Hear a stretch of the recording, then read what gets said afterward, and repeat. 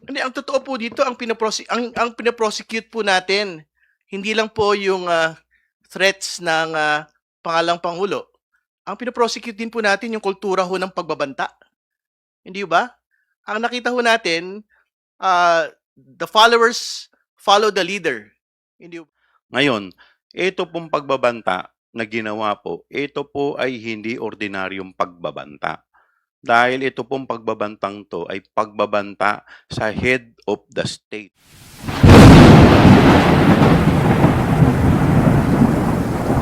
Yung po yung una. Pangalawa, syempre tapos na po yung linggo po ng unang 3 araw nung pong paglilitis ng atin pong pangalawang Pangulo. Tingin ko naman na banggit na ho nung nagdaan, yung pong inabot ngayon pong linggong ito. Na una, yung pong malaking tagumpay na umabot ho tayo sa puntong ito. Ibig sabihin, dapat 2025 pa lang ho, pinag-uusapan na ho natin yung impeachment trial, hindi ho ito nagtuloy. Pero nagtuloy na po ito ngayong linggo. So, malaking tagumpay po ito para sa House of Representatives, para sa bayan, na talaga pong nananawagan ng pananagutan sa atin pong pangalawang Pangulo. Pangalawa, nakita ho natin yung pong pagkakakasa nung pinakamahalagang ebidensya dito po sa article of impeachment on threats, no? Kung saan isalang na po yung video evidence nung pong threats of the Vice President against the President, the First Lady, and the former House Speaker in one instance, yung pong press conference, and second, yung pong kanya pong pagbabanta na pupugutan ng ulo ng ang ating pong Pangulo. Mahalaga po ito dahil this evidence has already been subjected to direct examination and cross-examination of the defense panel. Ibig sabihin po, hindi na lang po ito media interviews in previous proceedings, hindi na lang po ito House Committee on Justice proceedings, ito po ay Senate impeachment trial, entry of evidence into the record already at na-subject na po to cross-examination ng depensa po ng pangalawang Pangulo. So, ultimately, we leave it to the Senate Impeachment Court to appreciate the evidence on this particular witness. At pangatlo at panghuli, nakita din ho natin yung pong very clear admission of the defense through their speech. Kung saan, una, they're admitting the threat of the Vice President against the President only that it is justified. So, ibig sabihin, on two distinct separate points, no? On the evidence itself, yung po nga pagpapakita ng video mismo doon po sa paglilitis. Pangalawa, doon po sa pag-amin mismo ng pong depensa sa paglilitis po mismo na meron aktual na pagbabanta. Sino ang nagbanta? Ang pangalawang Pangulo. Mayroong pagbabanta. Laban kanino yung pagbabanta? Sinabi na rin ho nila, laban sa Pangulo. Hindi ba? Pero, justified daw po kasi ito. Hindi ba? But again, the fact of the matter is, may pag-amin na may aktual na pagbabanta. So, yung pong whether it is justified or not, it is not for the prosecution to say. It is also not for the defense to say. It is for the appreciation again of the Senate Impeachment Court. So, yan po yung linggong ito. At sa susunod pong linggo, inaasahan ho natin yung pagsasalang ng mga dagdag pong nabanggit na, no, si Ginoong Lotok, Zulaika Lopez at si Captain Bello. So, we will see po when we reach Monday kung papaano po natin ito masasalang. But yan po yung mga nakaporma ng mga witnesses sa darating pong linggo. So, yun po muna. Binubukas na po namin yung hapag sa mga tanong. All right. Before we entertain your questions, just some ground rules for orderly proceeding and fairness for everyone. Kindly limit yourself to 2 questions with 1 follow-up. Pwede tayong bumalik after we did the rounds. Okay. Tina, you do the honor.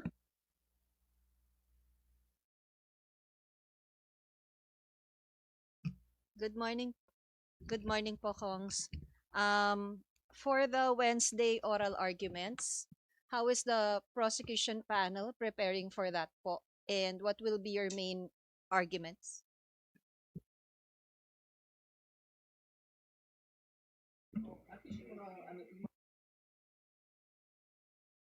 Well, yung pong oral argument, syempre, ultimately, meron pong final disclosure and statement no during the oral argument itself. Pero wala naman pong bago doon sa alam naman na po natin.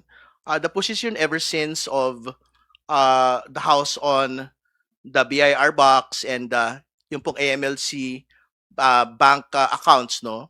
Una, meron pong karapatan yung BIR box opening, unsealing, ibig sabihin, including yung pong subpoena of all the BIR documents as a Senate impeachment court. It is something that can in fact be requested even without executive approval. To be clear, yung pong requirement sa Bureau of Internal Revenue Code ay speaks about yung pong mga proceedings within yung pong legislative power po either ng Congress at ng Senate, no? At hindi po ito within yung pong constituent power of an impeachment. So ang position ho namin, pwede hong ipasabpina ng Senate Impeachment Court ito pong mga dokumentong ito in pursuance of its mandate of accountability.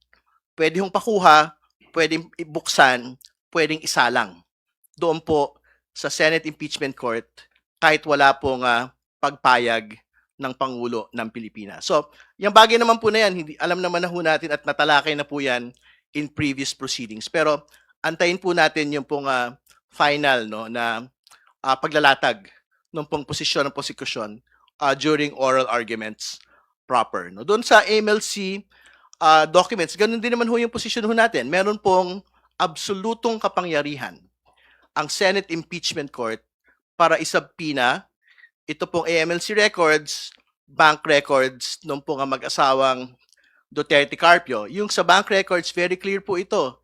Ang exception po sa bank secrecy law ay ang pagkakaroon po ng impeachment proceedings, impeachment trial.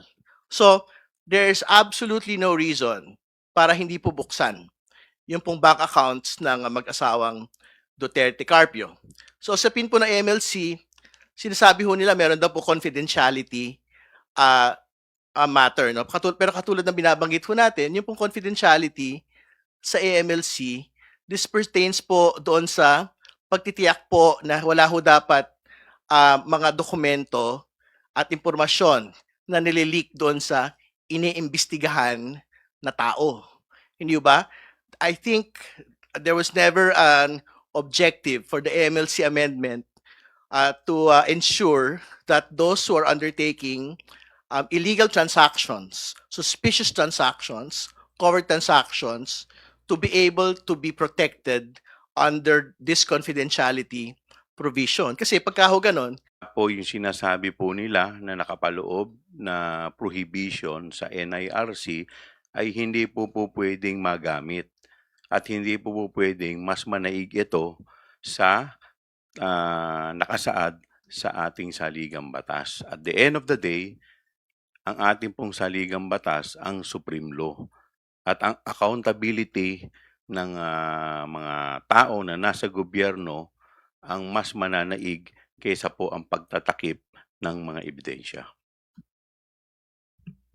For everybody po. Just to cover your bases, hindi po ba kino-consider ng House Prosecution Panel na hingin yung authorization ng President to open the box? Siguro at this point in time, we cannot discuss kung ano man yung aming legal strategy and yung merito ng aming magiging discussion so as not to anticipate kung ano yung magiging laman ng aming oral argument sa Wednesday. Matagal na rin pong nag-aantay ang ating mga kababayan sa sagutin niya ang issue kung sino si Mary Grace Piatos. Matagal na rin po nag-aantay ang ating mga kababayan na siya po ay humarap at sagutin niya lahat ng mga aligasyon sa kanya sa impeachment.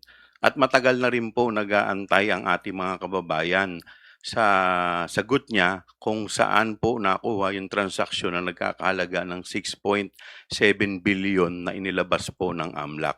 Yan po muna ang sagutin niya bago po siya magsabi na kami ay namumulitika lamang.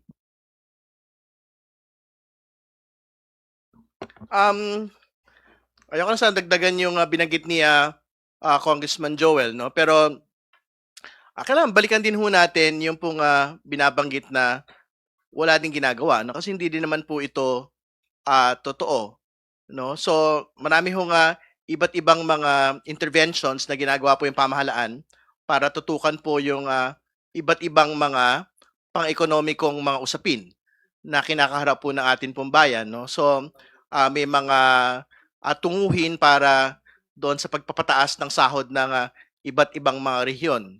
No, may mga tunguhin din po para tiyakin po na yung pag-abot ng upper middle income status ay actually maranasan ng mga ordinaryo po nating mga kababayan, no? So hindi po totoo na consumed by politics lang po yung pong ginagawa ng atin pong pamahalaan. May aktual na pagtugon doon sa mga batayang usapin at tingin ko nakatutok po yung pamahalaan sa mga bagay po na ito.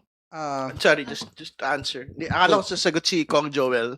Ang totoo, nasa exciting part na tayo eh. Hindi ba? Hindi ba exciting yung linggong ito?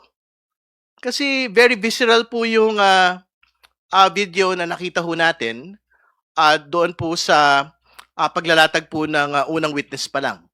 Hindi ba? So, I'm quite certain as we go into confidential funds misuse, bribery, and unexplained wealth, which are basically the beating heart of the impeachment trial, mas marami pa ho tayong matitisod at makikita na mga pasabog dito po sa paglilitis po na ito. Ang totoo po dito, ang pinaprosecute po natin, hindi lang po yung threats ng pangalang Pangulo. Ang pinaprosecute din po natin yung kultura ho ng pagbabanta. Hindi ba? Ang nakita ho natin, the followers follow the leader. Hindi ba? So, if the leader had made threats against the president, kahit yung mga sumusunod ho sa kanila, gano'n din ho yung ginagawa. Doon ho sa umuusig sa kanila pong leader. Hindi ba? So, I think very important nga ho na in the same manner na we are exacting high accountability on the Vice President for grave threats against the President and his family, dapat ganun din ho kataas yung sigasig ho natin dun sa paghahabol sa lahat po ng gumagawa ng mga pagbabanta laban sa kung sino man hong tao, whether spoken like what the Vice President said or stated in digital form like what the particular local councilor did to me. So magkakapantay po lahat ito. Kung hinahabol ho natin yung pangalang Pangulo through impeachment, hahabulin din po natin yung po mga supporters niya, katulad po nitong konsehal po na ito. Kung titignan natin yung mga nangyari nitong mga nakaraang linggo, nakaraang buwan, hindi lang pagbabanta, pati po yung mga nagkaroon na ng issue. Kung maalala ninyo sa Tacloban, yung pamamaril ng mga minor de edad, kung kaya nga naging issue rin yung pagbaba ng edad doon sa juvenile law. Pero nakikita natin wala naman doon sa batas yung problema. Ang nagiging problema ngayon ay yung mga tao na tinitingala natin, nakikita natin, napapanood natin, ay yung mga asal na kanilang pinakikita. Hindi lang sa kanilang mga tagasunod, bagkus sa asal na pinakikita nila sa mga bata. Ngayon, ito pong pagbabanta na ginawa po, ito po ay hindi ordinaryong pagbabanta. Dahil ito pong pagbabantang to ay pagbabanta sa head of the state. Ibig sabihin po, ito po ay pagbabanta sa Pangulo ng Republika ng Pilipinas na nagrerepresenta sa ating bansa. Yung po ba tama po na nakikita ng mga bata, yung mga ganitong klase na pagbabanta?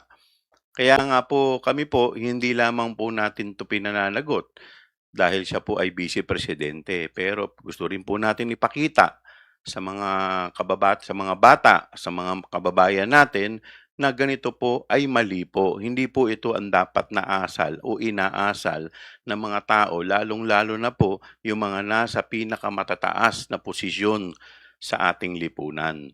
Dahil kung ganito po ang magiging asal, ano pa po ang pupuwedeng gayahin ng mga bata? Dahil kami pong lahat, lalong-lalo na po yung may pinakamatataas na posisyon, sila po ay nanumpa ng kanilang tungkulin na susunod sila sa ating saligang batas, sa ating mga batas na umiiral. At ito pong pagbabanta ay maliwanag na violation ng ating saligang batas, violation ng kanilang oath of office. Kaya nga po, culpable violation of the Constitution. At yung kanilang mga followers, yung mga bumoto po sa kanila na 32 million, ito po ay betrayal of public trust dahil ito po ay hindi dapat inaasal ng mga taong nasa may pinakamataas na tungkulin. At ako po naniniwala, yung mga bumoto po sa amin, yung mga naghalal po sa amin, hindi po ito yung asal na kanila pong inaasahan sa kanilang mga leader. No? Gusto ko lang ipaliwanag sa inyo na yung magsalita ka po at humarap sa impeachment court, whether sa prosecution or sa defense, hindi naman din po ganun kadali. Siyempre, lahat naman po kami tao rin at nandoon din yung stress, nandoon din po yung tension. Pangalawa po, naalala ko po kasi po yung first day. At nung ako po'y pumapasok, may dala po akong tubig, pinagbawalan po akong magpasok ng tubig dahil bawal daw po sa loob. Kaya ang ginawa ko po sa labas, ininom ko, hindi po ako nakapasok na may bitbit po ako ng tubig. Kaya nga po nagpapasalamat po kami dahil may isa pong senador, kung hindi po ako nagkakamali, si Senador Pia Cayetano po. Sinabi po niya na baka po pwede kahit na nasa rules nila na bawal kaming uminom o magdala ng inumin sa loob, baka po pwede pagbigyan kami kahit na tubig man lamang. Kasi napakahirap din po nun. Magsasalita ka doon, tuyong-tuyo na yung bibig mo. Siyempre, nandoon din yung tension, nandoon din yung stress. Hindi rin naman po ganun kadali na magsalita doon sa harap ng mga ating kagalang-galang na senator judges at sa harap din ng publiko. Alam po ninyo, hindi po yan ang kultura ng tunay na Pilipino. Dahil ang Pilipino po, hindi po tinuro ng ating mga magulang na tayo ay maging bastos, na tayo ay magbanta, na tayo ay magmura. Ang tinuturo sa atin, ang kulturang Pilipino, ang Pilipino ay magalang, masipag, at sumusunod sa batas. Nawala na yan? Nagmula nung nakaraang administrasyon? Well, kayo po nagsabi niyan. Anyway, kung Terry, may isa pa nga akong question. Kung Joel Blanc. Yung fireworks nyo, it's about the incident dito sa house nung nagpasya kayo na ilipat si Zulaika Lopez from here to yung buong kwento na yon makukuha na, malalaman na ng tao kung anong reason bakit kayo nagpasya na ilipat sa correctional. Siguro antayin na lang po natin yung pagpepresenta ng susunod na testigo ng prosecution. But just the same, hindi po porke nilipat from one detention to another detention ang isang na-contempt. Hindi po yan ibig sabihin, ito ay lisensya na para pagbantaan ang Pangulo ng Republika ng Pilipinas. Ang issue po dito ay yung pagbabanta ng pangalawang Pangulo. Hindi po din dito issue kung meron na po bang natukoy kung sino ang assassin. Ang issue po dito ay yung binitawang salita ng pangalawang Pangulo na pagbabanta sa ating Pangulo na head of the state. Pero ano ba talaga reason? Bakit kayo biglang nagpasya na from here ililipat sa correctional? Siguro antayin na lang po natin pagdating po ng committee hearing ay ng impeachment trial. Yung picture makikita na namin. Okay, thank you.